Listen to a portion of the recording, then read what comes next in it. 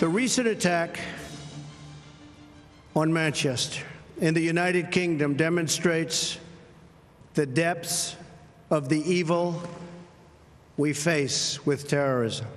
All people who cherish life must unite in finding, exposing, and removing these killers and extremists. And yes, losers. They are losers. Wherever they exist in our societies, we must drive them out and never, ever let them back in. Welcome back to The World Over. That was President Trump in Brussels on Thursday. On the 22nd of this month, 22 people were killed and over 120 injured in a suicide bombing attack at an arena in Manchester, England. It was the worst attack in Britain in years. A 22-year-old Briton of Libyan descent carried out the attack on innocent children and young people. What does the Manchester incident tell us about the changing nature of the Islamic State's tactics? Here with analysis. I'm joined by foreign policy and terrorism expert for Fox News, as well as former foreign policy advisor to President Trump, Dr. Walid Phares. Welcome back to the show. Thank you, Raymond. I want to start with the depiction of this Salman Abedi, the 22-year-old suicide bomber here. They're saying he's a lone wolf. This was a lone wolf attack. Is it, given what we know now, that he traveled abroad and was trained in Syria? The attack was perpetrated allegedly by one man, so it's a lone individual attack that caused this massacre, but it's not a lone wolf attack. He has been traveling, he has been in contact with many jihadist networks. Was he an official in ISIL? We don't know. But that is not the trait of a lone wolf. How do we combat this? How do you combat this kind of random individual going in with some knowledge? He can do a lot of damage. Yes, but what is not random is the fact that this is a network across Europe that is recruiting, that is indoctrinating, that is radicalizing. You need to hit at the system, not just to find these individuals. So you need to educate the public. The public is great to help you. You need also to educate law enforcement. You have to have them coordinating with across the board in Europe. And maybe now that the president has created this alliance in the Middle East, we could talk to our Arab Muslim new allies to help us in this regard. Give me a sense. I mean, this man, this young man, 22-year-old, he went to Libya. He was a Libyan national originally. Then he went to Syria. He was trained there. How did he get back into the country? The authorities knew this kid was radicalized. Well, his father was a member of a jihadi organization in Libya. And he's been arrested too, as have two of the brothers. Yeah, they want to know all the information possible. Here's the trick. The father was belonging to an organization that the West eventually allowed to work with or cooperate against Gaddafi. So they obtained some legitimacy. Therefore, in the West, they were not really under high surveillance. The son basically is born in the United Kingdom, and he's British. He has a British passport. So every individual with a British passport traveling back and forth is not going to be under severe monitoring unless he has displayed some jihadi features before, and he didn't. This brings to mind, as I listen to these stories of the traveling and the recruitment and going from Libya to Syria, where he's radicalized further and trained in the construction of bombs, it would appear, from what we know now. Today, on this Thursday, Trump's travel ban was upheld. The striking down of the ban was upheld at the federal court. They said it drips in religious intolerance. Now, that ban would forbid people coming into America from places like Syria and Libya. Might that court be in error, given what we know now and what we're seeing play out around the world? Look, the court is sovereign and can say whatever it wants. I disagree with the motives, the way they've explained it. They could have said it's not efficient, it's not going to do it. Instead, it said this is religious bigotry or whatever is the equivalent of it. No, because actually when you put this surveillance over people going back and forth to the ISIS areas, you are serving national security. You're not really stopping them from coming because of religion. I mean, there are millions and millions of Muslims around the world, and we saw the president with 50 leaders of the Arab and Muslim world. So the ban is not based on religion, but on national security. I want to play that. You brought that up. Here's a little bit of the president at Saudi Arabia. This was a major summit of leaders throughout the Middle East, Muslim leaders, mostly Sunni, coming together, and listen to the president talking about the unity needed to combat Islamic terror. Watch.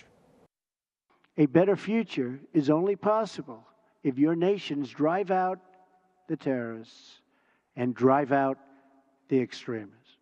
Drive them out.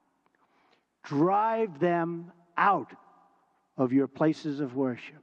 Drive them out of your communities. Drive them out of your holy land. And drive them out of this earth.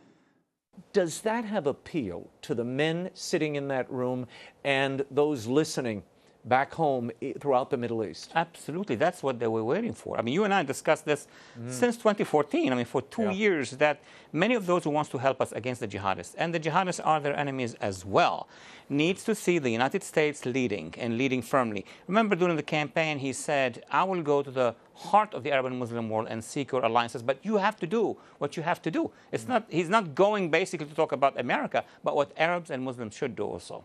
And depict this reasoning for me. Unpack it for us.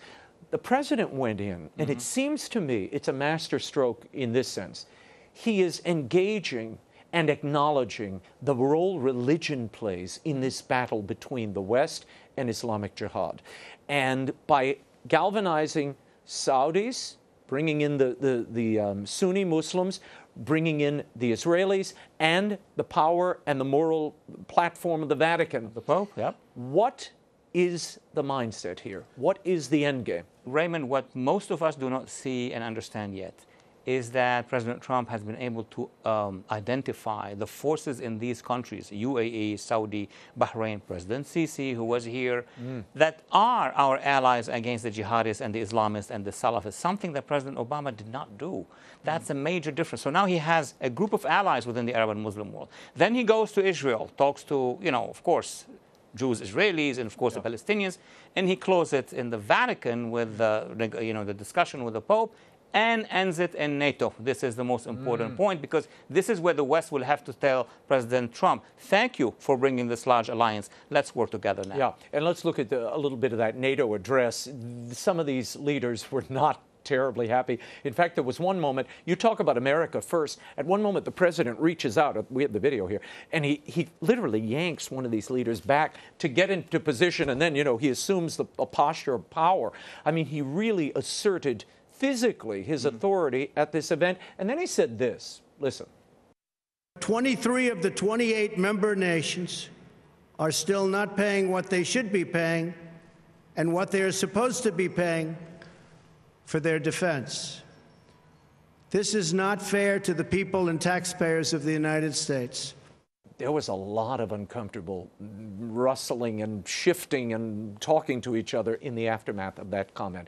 How did that play in Europe and throughout this alliance? Well, number one, a lot of symbolism, as you just mentioned. He asserted the strength of the United States. That is directed to home, to his voters and to the American public. Two, the fact that he reminded the Europeans of their obligations. That will play in Europe. That will play within and among Europeans, because some Europeans pay less. So this is going to engage Europeans among themselves in the discussion. But to me, the most important thing is the result.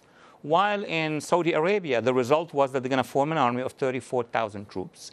The result in Brussels, and it was decided that they're going to put more resources against the jihadists and against the terrorists. I look at the results, and both results were positive. Wow. Why aren't we hearing more about this? All I hear about is every time I turn the TV on, it's General Flynn is being subpoenaed, or another investigation is being launched, or Comey said this, or Comey saw that. Why isn't this trip being properly explained to the global public, not only those in the United States? Unfortunately, Raymond, it's better explained in the Arab world, in Asia, in Africa, and partially in Europe than at home. Yeah, for the reasons we know. Now, we heard Theresa May. She threw down the gauntlet a little bit because apparently, well, listen to this. Here she is warning that intelligence sharing has to be kept private. Watch. That partnership is built on trust. And part of that trust is knowing that intelligence can be shared confidently. And I will be making clear to President Trump today that intelligence that is shared between law enforcement agencies must remain secure.